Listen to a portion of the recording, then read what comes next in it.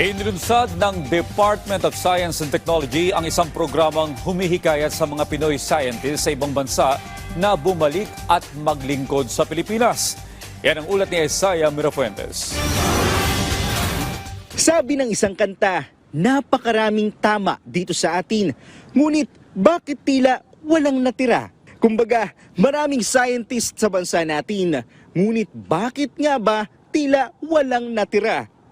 Nag-a-abroad kasi sila dahil naniniwala sila na mas yayaman sila sa ibang bansa. Pero paano na lang ang bansang sinilangan na nangangailangan din ng mga taong gaya nila? Higit sa 3 dekada ng scientist si Romulo, malaking bahagi ay nagtrabaho siya sa Amerika.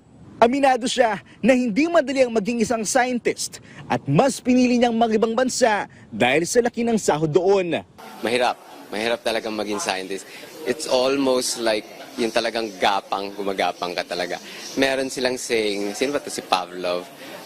Science demands passion. Pero sa kabila nito, hindi naalis sa kanyang isipan ang Pilipinas. Lalo't alam niya na nanganganib na ang bilang ng mga scientist sa bansa. Dahil dito, naisipan niyang bumalik ng Pinas. Doon lumalabas yung, okay, mahal mo ba talaga ang bayan? Sige, ito yung test. So, maglo-long term ka ba? Okay, kung maglo-long term ka, okay, sige, mahal mo nga talaga ang bayan. Sa pamamagitan ng Balik Scientist Program, hinihikayat ng Department of Science and Technology ang mga scientist sa ibang bansa na bumalik dito sa Pilipinas. Sa pamamagitan ng programang ito, susubukang pantayan ng DOST ang halaga ng kinikita nila sa ibang bansa. Base sa tala ng ahensya, noong nakaraang taon, nasa mahigit 650 scientists na ang bumalik sa Pilipinas para dito naman magsilbi. O mga tito ngayong taon na nasa mahigit 690 na. Karamihan nagmula sa United States of America.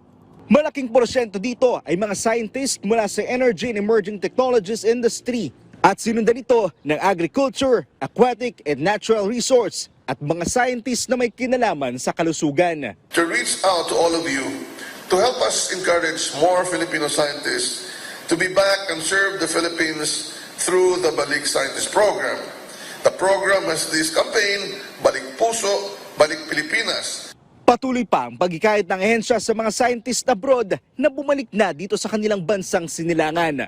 Para sa mga interesado, maaari lamang bisitahin ang website na bsp.dost.gov.ph.